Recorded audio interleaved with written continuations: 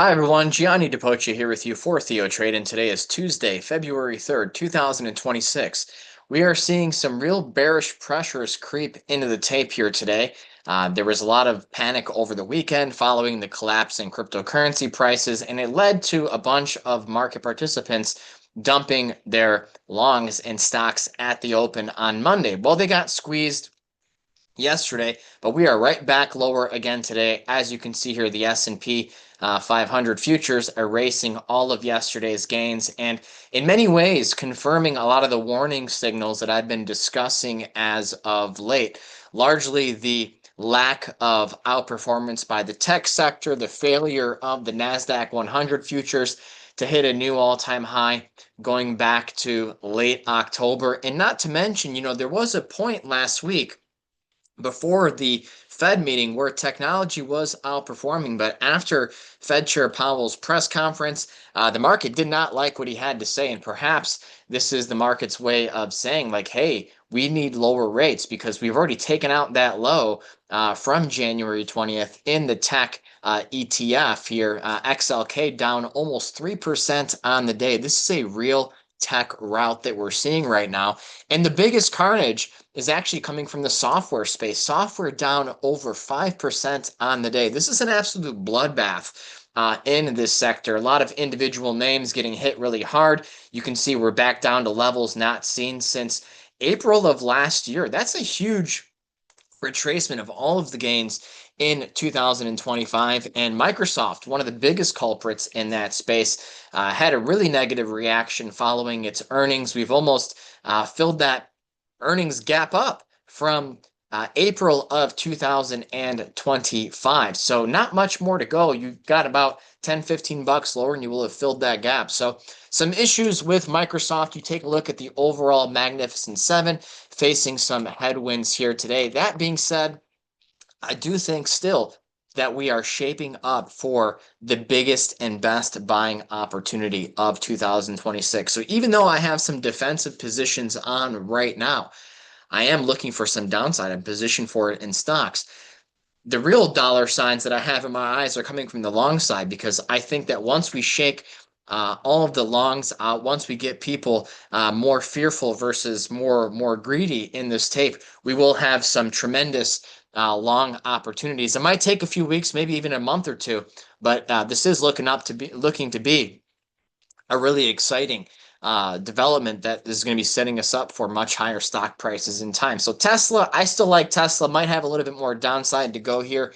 I was live today here at TheoTRADE with Corey Rosenblum, and we were wargaming out what would it take to get long Meta. Not quite time yet to get long Meta, but I do like what I'm seeing following their post-earnings gap to the upside. You take a look at Apple. Apple kept bucking the trend here.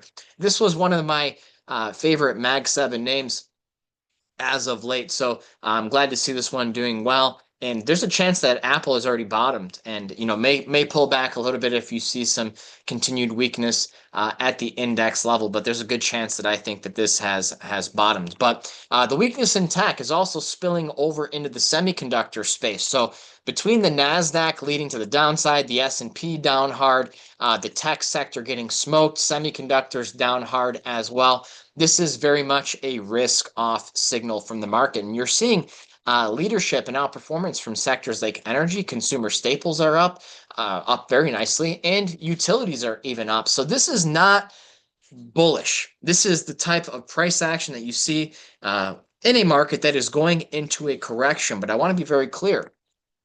I'm just looking at it being a correction and just that. This doesn't change the long-term trend. This doesn't change the intermediate-term trend. And if anything, it's just a pause in the short-term trend. It's okay to take bets on downside here, but don't lose sight of the bigger picture. There will be more money to be made on the upside once this market bottoms. Run-of-the-mill correction, 5 to 8%. Wash out all the longs. Get long, and I think you'll be really happy. So that's what's happening in Stockland right now. Definitely a time to be cautious. We also finally saw the precious metal bubble burst last week. So it seems gold is up nicely here today. Silver up, but the percentage kind of skews it. It's not up as much at a technical level. I would argue that the strength actually looks a little bit better in gold here today compared to silver. But miners getting a little bit of a bounce here, but I wouldn't get too excited about it just yet. Definitely some interesting developments happening in the commodity space, especially when you look at crude oil. Crude oil rallied up to that resistance zone of 65, 67. You were rejected that, came back down, retested, and appears to have successfully held this former resistance and now support zone of 60 to 62. So crude oil above 60 to 62, I do have to respect the bullish side of this market. Been looking at some opportunities in the energy sector, energy stocks. Still early, still a lot of time. Obviously, you've had some names in ExxonMobil and CVX ripping to the upside, but there's dozens upon dozens of other names in this space that are still setting up. There's still plenty of time, and the Trinity Terminal was picking up on some of these energy setups. I'm watching them, and I'm looking to potentially increase my exposure to the energy sector in the coming days and weeks. So it's something that I'm watching very carefully.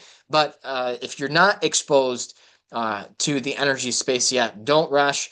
Don't feel like you've missed out because there's still plenty of time. And if we do see some volatility creep into this market, it could lead to a washout, a final washout in energy. We might not even make new lows, but bonds trying to find a bid here.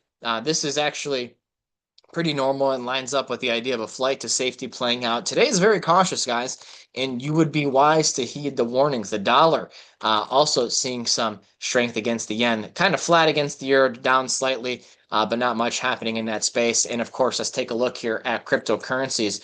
Just absolutely imploding here. Bitcoin has erased all of its gains since last year and actually following a pretty close correlation to the software space. So I'm kind of looking to see if Bitcoin can find some support in the $60,000 to $65,000 level. I do think that this also is setting up for a tremendous buying opportunity whereby there will be a lot of gains to be had. So be patient on crypto, be patient on tech.